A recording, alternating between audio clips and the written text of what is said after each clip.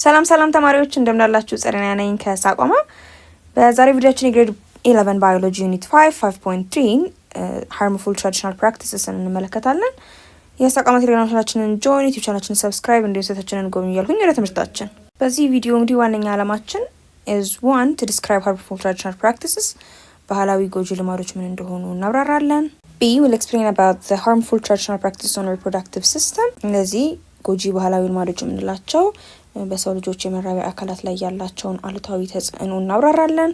ተጨማሪም we understand how harmful traditional practices affect women ሴቶች ልጆችን እንዴት አድርገው እነዚህ ጎጂ ልማዳዊ ባህሎች አፌክት እንደሚያደርጋቸው እንደሚጎዳቸው ተጽዕኖ እንደሚያሳድርባቸው እንመለከታለን። So as always we do have self questioning here ከመጀመራችን በፊት ይሄንን ንዑስ ክፍል we should ask ourselves that what do I know about harmful traditional practices ስለ ጎጂ ባህላዊ ልማዶች ማቀው ምንድነው that affects the reproductive health ማለት ነው የሰዎችን የመራቢያ አካላት ላይ በአሉታዊ መልኩ ተጽዕኖ የሚያሳድሩ ጎጂ ባህላዊ ልማዶች ምንድናቸው and what do I want to learn from this section የሚለውን ነገር ከዚህ ሴክሽን ምን መማር ነው የምፈልገው የሚለውን ነገር ራሳችንን እንጠይቃለን። So when we see about the harmful traditional practices so በመጀመሪያ ምንድነው ጎጂ ባህላዊ ልማዶች ምንድናቸው ብለን ስንል harmful traditional practices that affect the physical and mental health of individuals are actions against the rights of people ጎጂ ባህላዊ ልማዶች የምንላቸው የግለሰቦችን አካላዊ ፊዚካሊ ሆነውን እንዲሁም ደግሞ አእምሮአዊ ጤናን የሚጎዱ ባህላዊ ተግባራት ናቸው። ኦኬ እነዚህ ተግባራት they are against the rights of people የሰው ልጅ መብትን የሚጥሱ ናቸው። Both men and women have the right to live free from harm, oppression, discrimination, violence or harmful practices. ወንድም ሆነ ሴት ልጆች ወንድም ሆነ ሴት ሰዎች ምን አይነት መብት አለን? ከማንኛውም ጉዳት፣ ከጭቆና እንዲሁም ከመድሎ እንዲሁም ከተለያዩ ጥቃቶች ጎጂ ከሆኑ ተግባራት ተጠብቆ የመኖር ከነዚህ ነገሮች ነፃ የሆነ ህይወት የመኖር መብት አለ። In Ethiopia, በሀገራችን ኢትዮጵያ, the currently recorded harmful traditional practices has accounted for about 20, of which 50% deals with mutilation of skins. በሀገራችን ኢትዮጵያ የተመዘገቡ ጎጂ ባህላዊ ልማዶች ወደ 20 ይደርሳሉ። ኦኬ ከነዚህም ውስጥ ደግሞ 50% ዲል የሚያደርጉት የሚሆኑት ቆዳን ጋር ተያያዙ አካላትን በመቁረጥ ላይ ነው ማለት ነው። ኦኬ and whereas the female genital mutilation FGM alone has accounted for 73% of the practice. በተለይ ደግሞ የሴት ልጅ ግርዛት ብቻውን ወደ 73%ን ያህል ይዞ ይገኛል ማለት ነው። So now let's see 5.3.1.1 which is harmful traditional practices affect reproductive health. እነዚህ ጎጂ ባህላዊ ልማዶች በወሊድ ጤና ላይ የሚያመጡትን ተጽዕኖ ደግሞ እንመልከት። መጀመሪያ ላይ የምናየው ጎጂ ባህላዊ ልማድ is early marriage ነው ወይም ቀደም ብሎ መዳርን ነው ማግባትን ነው። ኦኬ it's forcing underage girls to get married based on cultural norms to perpetuate poverty. ይሄ ቀደም ብሎ የማግባትና የመዳር ባህል ምን አይነት ድርጊት ነው? ከእድሜዋ ያልደረሰችን አንድ ሴት በግድ እንድታገባ ማስገደድ ነው። ኦኬ የባህላዊ ኖርሙን ተከትሎ ባህላዊ ወጉን ተከትሎ ከሷ እድሜ ለገፋ ሰው እና ገንዘብ ላለው ሰው ድህነትን ለማሸነፍ ሲባል አንዲት ሴት ያለ እድሜዋ እንድትዳር ማድረግ ነው። ታዲያ ይህ ጎጂ ባህል it has a wide ranging impact on girls ሰፋ ያሉ ችግሮችን በሴቶች ላይ የሚያስከትል ነው causing them to drop out of school ምክንያቱም ያቺ ልጅ ከትምህርት አቋርጣ ትወጣለች፣ ትምህርቷን ታቋርጣለች፣ she become pregnant ያልድሜዋ እርግዝና ይከሰትባታል፣ ቀደም ብላ ታረግዛለች። ከሱ ጋር ተያይዞ ደግሞ በወሊድ ጊዜ ሊያጋጥማት የሚችሉ ችግሮች ሊኖሩ ይችላሉ and face long term health risks ማለት ነው። ከዚህ ጋር ተያይዞ ረዘም ላለ ጊዜ የጤና አደጋዎች ላይ ልትዳረግ ትችላለች ማለት ነው። ሶ ይሄ አንደኛው በጣም መጥፎ የሆነ ጎጂ ባህላዊ ልማድ ነው። Another harmful traditional practice is kidnapping or abduction የምንለው ነገር ነው።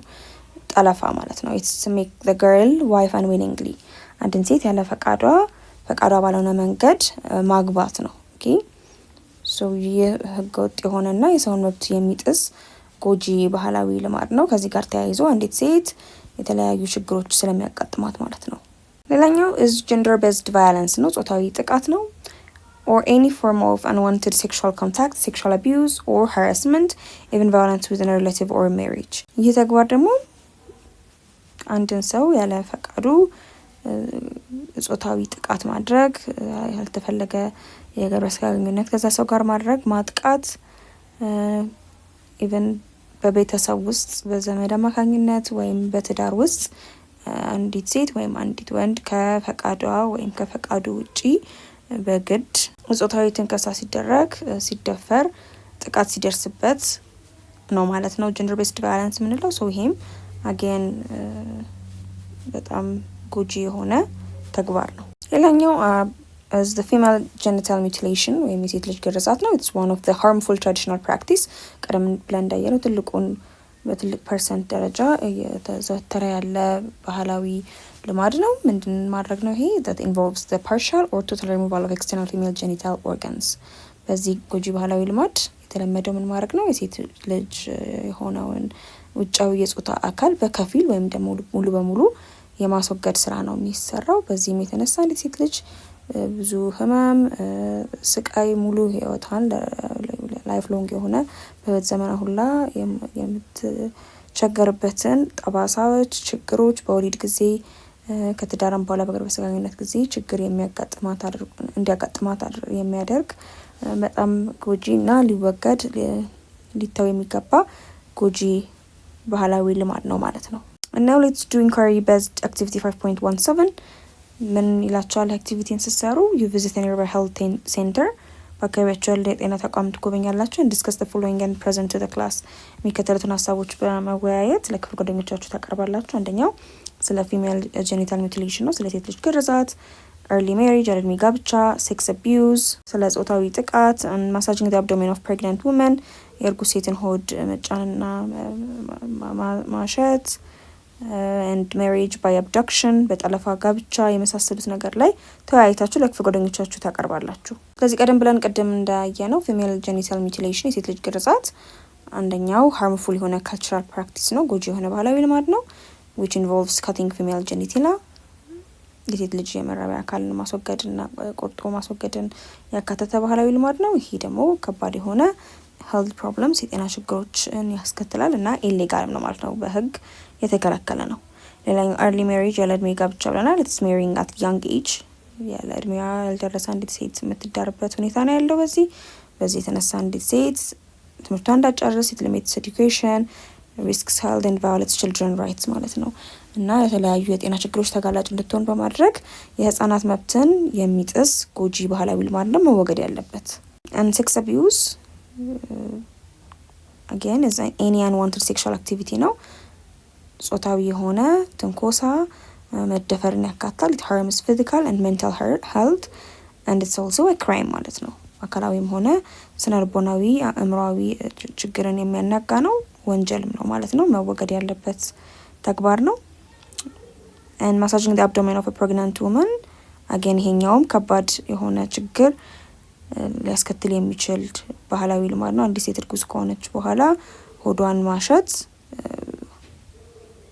ትክክል ላይሆን ይችላል። again it should be done safely by a professional በጤና ባለሙያ አማካኝነት ነው እንጂ እንደዚህ ተግባር በወሊድ ጊዜ መደረግ ያለበት ያለበለዚያ ሪስኪ ሊሆን ይችላል ማለት ነው። በትክክለኛው the right way ካልሆነ በወሊድ ጊዜ አንዲት እርጉዝ ሴትን ሆድ ማሳጅ ማድረግ። and finally marriage by abduction በጠለፋ ማግባትም again አንዲት ሴት ያለ ፈቃዷ ፎርስድ ሆና ተገፍታ ወደ ጋብቻ በመግባት ልትኖር አይገባም ፈቃዷ ካልሆነ በስተቀር። so it violates human right የሰው ልጅ ሰብአዊ መብትን የሚጥስ ተግባር ነው። and again illegal የሆነ ነው ማለት ነው፣ ወንጀል የሆኑ ናቸው ማለት ነው። ስለዚህ ኦላያናቸው እነዚህ ጎጂ ባህላዊ ልማዶች ሊተዉ እና ሊቆሙ የሚገባ ነው ማለት ነው። የዛሬ ቪዲዮአችን ይህን ይመስል ነበረ። በቀጣይ ቪዲዮ ስለ ፋሚሊ ፕላኒንግ ወይም የቤተሰብ እቅድ የምንመለከት ነው የሚሆነው። የሳቋማ ቴሌግራም ቻናላችንን ጆይን፣ ዩቲዩብ ቻናላችንን ሰብስክራይብ፣ እንዲሁም ሴታችንን ጎብኙ። ጥያቄዎች፣ አስተያየቶች ካላችሁ እዛ ላይ ጻፉልን እያልኩኝ በቀጣይ ቪዲዮ እስከምንገናኝ ድረስ ሰላም ሁኑ።